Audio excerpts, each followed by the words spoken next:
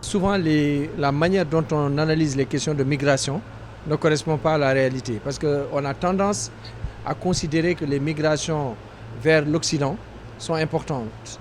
Alors qu'on voudrait montrer à partir des études que les migrations intra-africaines sont beaucoup plus importantes. C'est des flux qui représentent presque 80% des mouvements migratoires au sein du continent.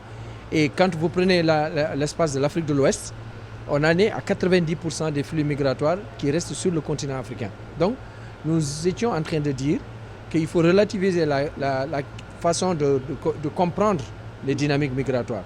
Et deuxièmement, nous sommes convaincus qu'aujourd'hui, l'Afrique de l'Ouest, et de manière plus précise le Sénégal, dispose des ressources, que ce soit des ressources foncières ou autres, pour travailler sur l'agriculture et le monde rural.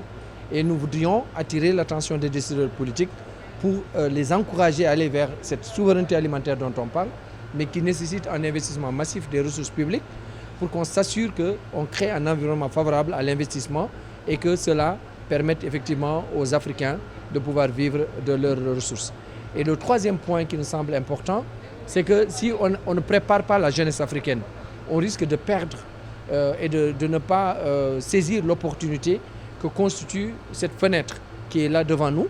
D'ici 2050, on aura encore suffisamment de possibilités d'investir sur notre jeunesse pour que la jeunesse transforme nos États et que de manière positive et que ça ne soit pas des jeunes qui sont laissés à eux-mêmes.